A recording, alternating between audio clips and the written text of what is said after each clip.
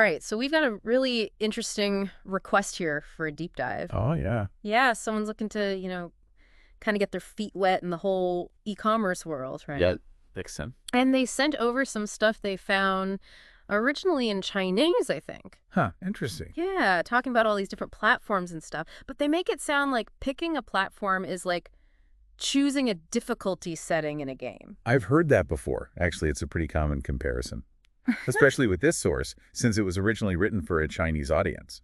Makes sense. It's interesting how they frame it, though. Oh, yeah. How so? Well, like they put AliExpress, you know, ERS as easy mode, Mm-hmm. then Amazon as medium difficulty, Yeah. and then like going full-on independent with your own website using SaaS, that's high difficulty. Whoa.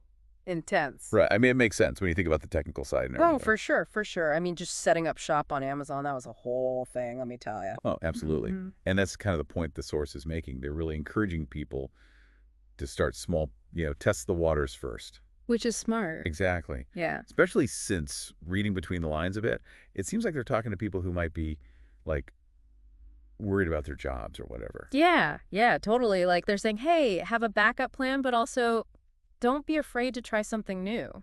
Exactly. Yeah. And they even talk about low exit costs. So like, even if it doesn't work out, you shouldn't be out a ton of money. Right, right. Got to mitigate that risk. Exactly. Now, they don't really go too deep on like the logistics of things like shipping and payments and all that. It seems like they kind of assume you already know some of that stuff, or at least that you'll figure it out. Yeah, it's more about like the big picture stuff. Right. Like Oh. what to sell in the first place, which is huge, by the way. Oh, for sure. And they actually have some really interesting thoughts on that too, like combining what you know with what's trending. Yes.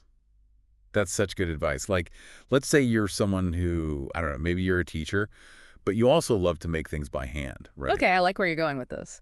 So you could combine those two things, become like the go-to person for personalized educational toys or something. Brilliant. Riding that trend wave. Exactly. And that's something this source nails. It's like they're giving a pep talk, cutting through all the noise.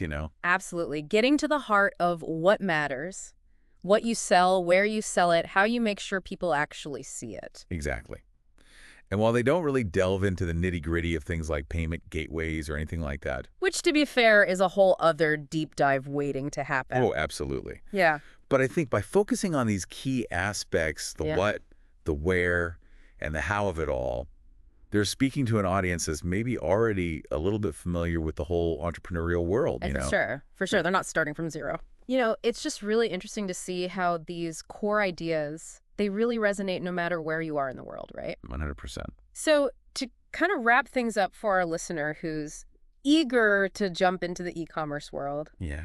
this deep dive really highlights that you gotta like understand your niche, manage your risk, and honestly, the most important thing, just start, even if it's small. Couldn't agree more. Sometimes the simplest advice is the most powerful. Just got to take that first step. Totally. And here's a little something extra to think about. Don't be afraid to look beyond the familiar.